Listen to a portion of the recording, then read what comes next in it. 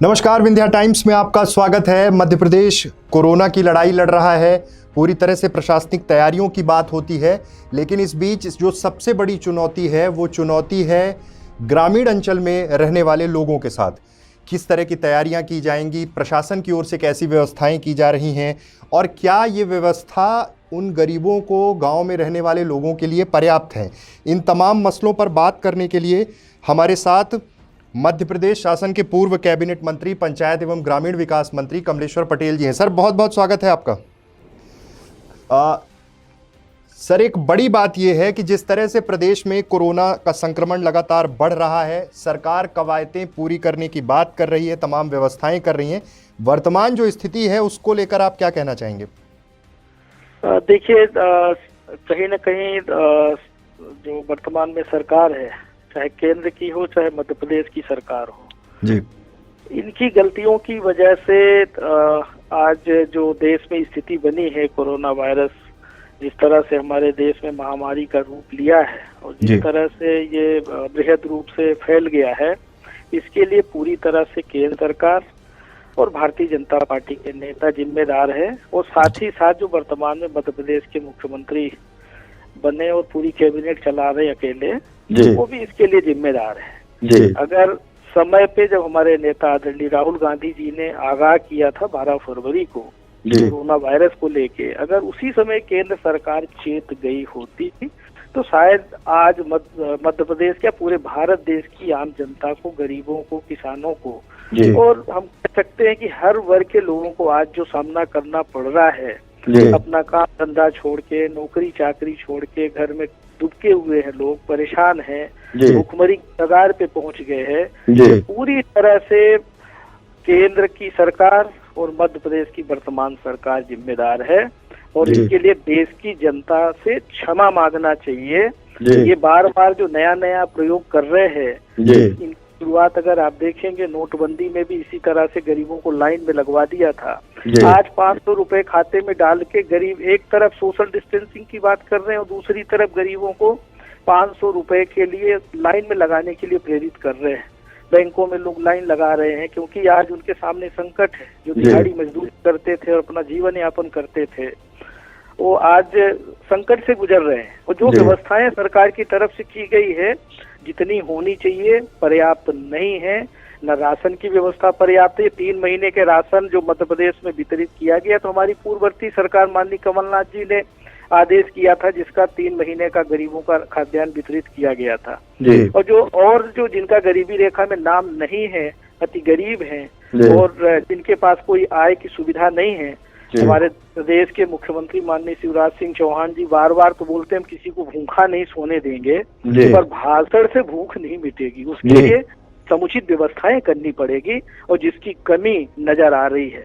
हम मंत्री रहते हुए पंचायत ग्रामीण विकास मंत्री थे और हमने 1800 रुपए ग्राम पंचायतों की जो 14वें वित्त आयोग की राशि थी उसको रिलीज किया था, साइन किया था हमने फाइल में और आदेश जारी किया था ये ग्राम पंचायतों में पहुंच जाए, जिसके माध्यम से ग्राम पंचायतों में आज की इस जो वर्तमान परिस्थिति है इसमें कहीं न कहीं राहत मिलता।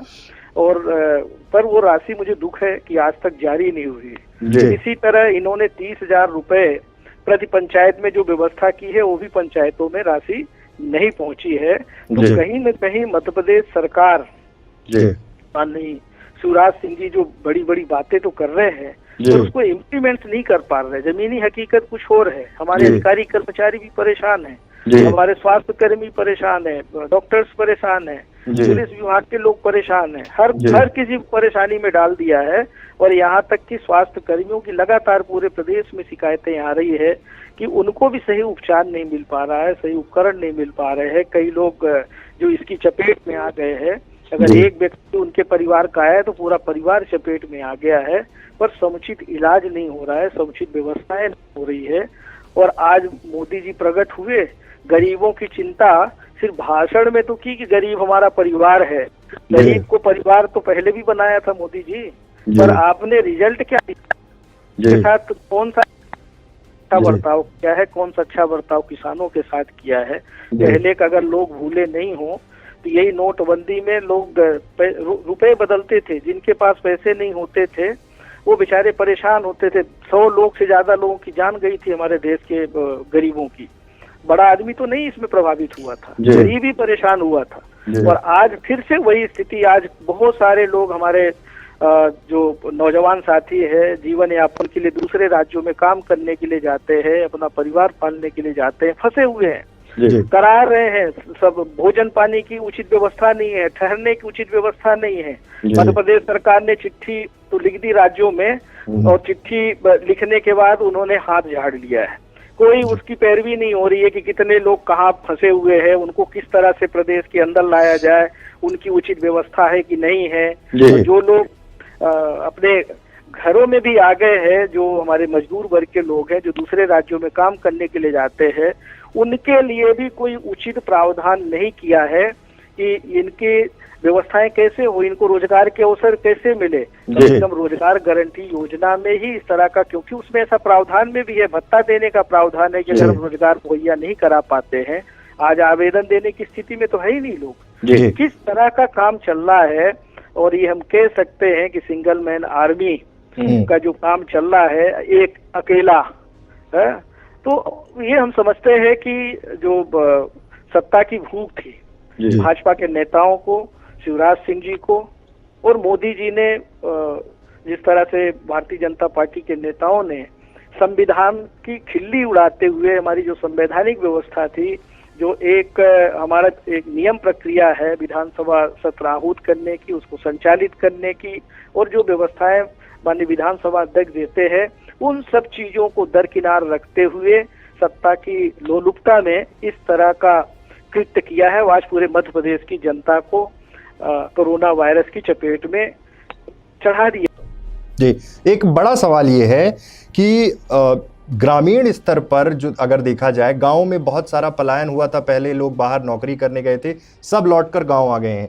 वहां राशन की व्यवस्था सरकार द्वारा की गई, ये दावा किया जा रहा है कि तमाम वो वैकल्पिक व्यवस्थाएं, जब तक लॉकडाउन है, फिर लॉकडाउन बढ़ा दिया गया है 3 मई तक के लिए, तो ये सारी व्यवस्थाएं ग्राम पंचायतों में की जाएंगी। लगातार मुख्यमंत्री इस चीज़ का आश्वासन दे रहे हैं। ग्रामीण, चूंकि आपने पंचायत एवं ग्रामीण की महत्वपूर्ण जिम्मेदारी लंबे समय तक निभाई है, तो आपको क्या लगता है इस समय जो व्यवस्थाएं की गई हैं उससे क्या ये रिलीफ मिल पाएगा? जिस तरह से कवायद की जा रही है, जिस तरह का एक इनिशिएटिव लिया जा रहा है, जितनी व्यवस्थाएं की है वो उपयुक्त नहीं है, और व्यवस्थाएं बढ़ाने की जरूरत है। गरीबों को जो खाद्यान्न वितरण की बात कही है कि हम एडिशनल खाद्यान्न देंगे, अतिरिक्त खाद्यान्न देंगे, जिनका गरीबी रेखा में नाम नहीं है, जिनके पास कूपन पर्ची नहीं है और गरीब है, उनको भी हम व्यवस्था करेंगे। पर इतनी उपलब्धता ही जब नहीं कराई है, 6 कुंटल अगर एक ग्राम पंचायत में करा दिया, 20 कुंटल गेहूं एक अगर नगर पालिका में करा दिया, कितने लोगों का पेट पालन करेंगे? आज तो हम कहते हैं कि मीडियम वर्ग के जो लोग हैं वो भी कहीं न कहीं प्रभावित हुए हैं। सबके पास घर में पैसे थोड़ी पड़े हैं, आज हर वर्ग परेशान है। और कहीं न कहीं हम ये कह सकते हैं कि जो ये भयावह स्थिति बनती जा रही है, इसके लिए पूरी तरह से सरकार जिम्मेदार है। उनको उचित कदम उठाना चाहिए। भूखमरी की कगार पे गरीब नहीं पहुंचे, उसके लिए हर ग्राम पंचायत में कम से कम भोजन की भी व्यवस्था करना चाहिए। ऐसे परिवारों को चिन्हित करके और ग्राम पंचायत वार भोजन भी उपलब्ध कराना चाहिए, ये प्रयास होना चाहिए। और दूसरी तरफ जो हमने जो चुने हुए जनप्रतिनिधि थे, क्योंकि निर्वाचन आयोग जो हमारे मध्य प्रदेश का निर्वाचन आयोग है, अभी मतदाता पुनरीक्षण का काम चल रहा था, 31 मई उसकी लास्ट डेट थी, और वो काम कंप्लीट नहीं होने की वजह से चुनाव निर्वाचन आयोग कराता है। निर्वाचन आयोग ने समय सुनिश्चित नहीं किया था और चुनाव नहीं हो पाया था और जिसकी वजह से हमने प्रशासकीय समिति कार्यकाल पूरा होने के बाद जनपद और जिला पंचायत के जो चुने हुए जनप्रतिनिधि थे, हमने उन्हीं की प्रशासकीय समिति बना के संचालन करने के लिए व्यवस्था बनाई थी। पर बड़ा दुर्भाग्य है, और आज पूज्य बाबा जी की जयंती भी है, भीमराव अम्बेडकर साहब की, जिन्होंने हमें एक सुंदर सा संविधान बना के दिया था। और इस संविधान की रक्षा करने की जिम्मेदारी प्रत्येक नागरिक की है।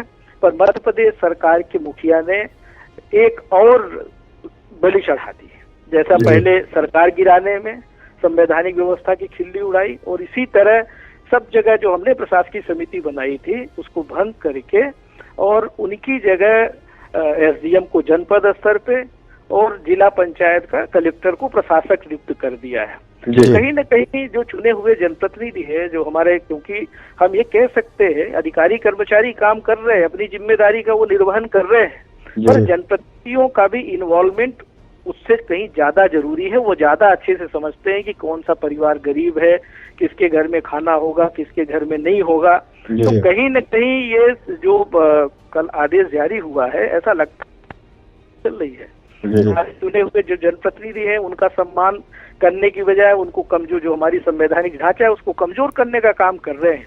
ये सब काम अभी करने की जरूरत नहीं है। मध्य प्रदेश सरकार को सबका साथ सबका सहयोग लेके भाषण तो देते हैं, सबका साथ सबका विकास, पर वो दिखाई नहीं देता है। आज इस भावना के साथ काम करने की जरूरत है। और हमारे कांग्रेस पार्टी के लीडर, चाहे वो हमारी श्रीमती सोनिया गांधी जी हो, चाहे आदरणीय राहुल गांधी जी हो, चाहे प्रियंका गांधी जी हो, चाहे आदरणीय कमलनाथ जी मध्य प्रदेश के पूर्व मुख्यमंत्री, अन्य सभी हमारे कांग्रेस पार्टी के लीडर और सभी संगठन के लोग पूरी तरह से जो भी हमारी क्षमता है, जो हमारी एक नागरिक की, एक पार्टी के कार्यकर्ताओं की जिम्मेदारी होती है, नेताओं की जिम्मेदारी होती है, हम लोग निर्वहन कर रहे हैं। ठीक है। सतत संपर्क में है, जितना जो व्यवस्था कर सकते हैं व्यवस्था करने की कोशिश कर रहे हैं। बस सरकार को सजग होना चाहिए और सरकार को भाषण कम, चाहे वो केंद्र की सरकार हो, भाषण कम, धरातल पे काम करके देना चाहिए, लोगों को राहत प्रदान करने का काम करना चाहिए। जी, कल विंध्य में, कल परसों में एक घटनाक्रम हुआ, जिस तरह से इंदौर से कैदियों को लाया गया था, सतना में रखा गया, सतना के बाद उन्हें रीवा शिफ्ट कर दिया गया और कल फिर सीधे सीधे आदेश हुआ, पास जारी हुआ और आज उन्हें वापस भोपाल में शिफ्ट करने, भोपाल के चिरायु अस्पताल में भर्ती करने के लिए भेजा जा रहा। ये पूरा घटनाक्रम जिस तरह से हुआ, क्या मानते हैं आप? देखिए, इसमें पूरी तरह से मध्य प्रदेश की मुख्यमंत्री की नाकामयाबी है। ऐसा हो सकता है क्या कि इंदौर से लॉकडाउन में कोई कैदी मुजरिम सतना में शिफ्ट हो, मुख्यमंत्री से इजाजत नहीं ली हो? ऐसा हो सकता है क्या? ऐसा संभव नहीं है। बिना मुख्यमंत्री, बिना चीफ सेक्रेटरी, बिना डीजीपी के जानकारी के इतना बड़ा निर्णय नहीं लिया जा सकता है। जब अभी मंत्रिमंडल नहीं है तो सभी विभागों के मुखिया तो शिवराज सिंह जी हैं। तो ये बहुत बड़ी चूक थी शिवराज सिंह जी की। क्या इंदौर से लेके और भोपाल के बीच में इतने सारे जिले हैं, इतनी सारी जेलें हैं, क्या इंदौर संभाग, भोपाल संभाग, उज्जैन संभाग के भी किसी जिले में रखे जा सकते थे? पर इस तरह का जो घटनाक्रम हुआ है, कहीं न कहीं ये वायरस को फैलाने का काम किया है। जब मालूम है ये संदिग्ध हैं, ये भी प्रभावित हो सकते हैं कोरोना वायरस से, फिर इस तरह का क्यों किया? फिर उसके बाद रीवा जैसी जगह में, जहां हमारे बहुत सारे गरीब मजदूर किसान सरकारी हॉस्पिटल में आके इलाज कराते हैं, अभी हमारे पूरे बिंद रीजन में एक भी कोरोना से रिलेटेड कोई मरीज पेशेंट नहीं मिला था। उसके बाद जानबूझ के अगर 2 दिन भी, 1 दिन भी वहां पे रखा, 2 नाइट तो रख दिया वहां पे रीवा मेडिकल कॉलेज में, और 2 दिन में कितने लोग संक्रमित हुए होंगे? क्या डॉक्टर संपर्क में नहीं आए होंगे? क्या नर्सेज संपर्क में नहीं आई होंगी?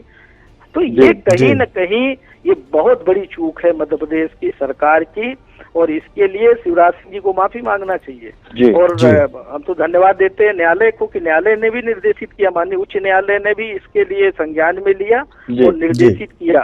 तो इस तरह का काम हो रहा है, और हमने तो पहले ही बोला इनकी गलतियों की वजह से।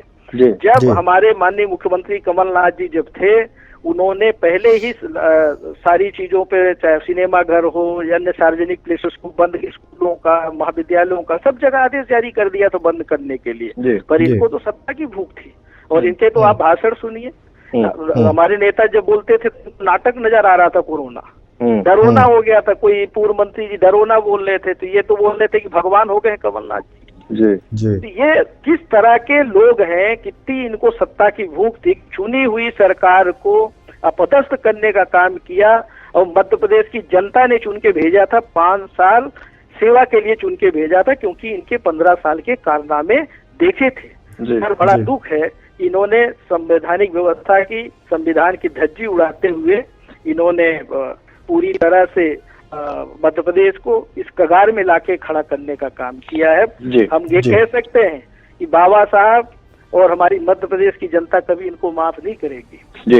जी सर, एक आखिरी सवाल की ओर बढ़ रहा हूँ। मध्य प्रदेश में मंत्रिमंडल नहीं है, कैबिनेट मंत्री नहीं है।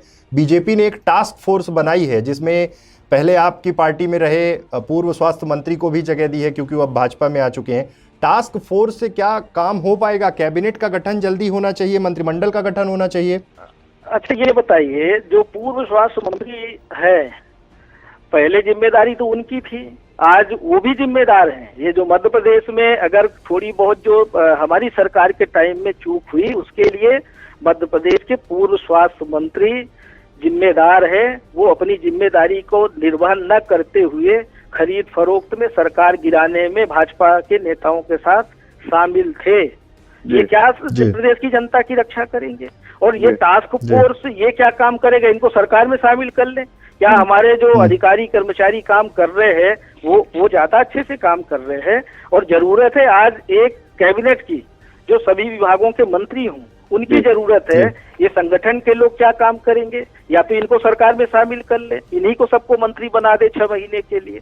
ऐसा कौन सा टास्क फोर्स, ये क्या करेंगे? तो ये तो हम समझते हैं कि लगातार ये लोग गलती पर गलती कर रहे हैं और मध्य प्रदेश की आम जनता का मजाक उड़ाने का काम कर रहे हैं। जी हमारा तो आपके माध्यम से सभी हमारे बिंद क्षेत्र के साथ साथ प्रदेश के सभी सम्मानित जनों से ये निवेदन है कि सोशल डिस्टेंसिंग का जरूर ध्यान रखें और ये जरूर प्रयास करें कि जो हमारा ये आज का जो आज हमारे सामने जो बहुत बड़ी चुनौती है, इस चुनौती को हम कह सकते हैं कि सरकारों से बहुत ज्यादा, वर्तमान की जो सरकार है, इनसे बहुत ज्यादा उम्मीदें नहीं की जा सकती है। पर पार्टी के कार्यकर्ताओं से, समाज सेवियों से और सभी लोगों से हमारा निवेदन है कि हम खुद अपनी जिम्मेदारी को समझें और अपनी जिम्मेदारी को समझते हुए इसके बचाव के लिए जो भी हमारे डॉक्टर सलाह देते हैं, जो भी हमें जानकारी दी गई है, उसका हम लोग जरूर पालन करें, जिससे इस बीमारी से बचा जा सके।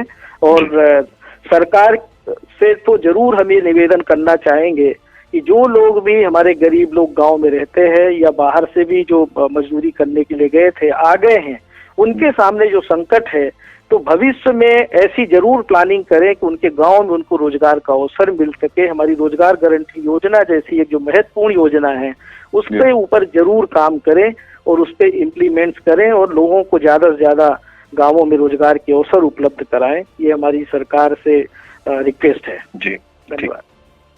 जी बहुत बहुत धन्यवाद। ये हमारे साथ थे पूर्व पंचायत मंत्री कमलेश्वर पटेल जी, जिन्होंने बड़ी बारीकी से जिन बिंदुओं पर बात रखी वो स्पष्ट है कि ग्राम पंचायतों को मजबूत करना, ग्राम पंचायतों को अधिकार देना और साथ ही साथ वहां पर वो तमाम व्यवस्थाएं करना जिससे कोरोना से एकजुट होकर लड़ा जा सके। सर बहुत बहुत धन्यवाद।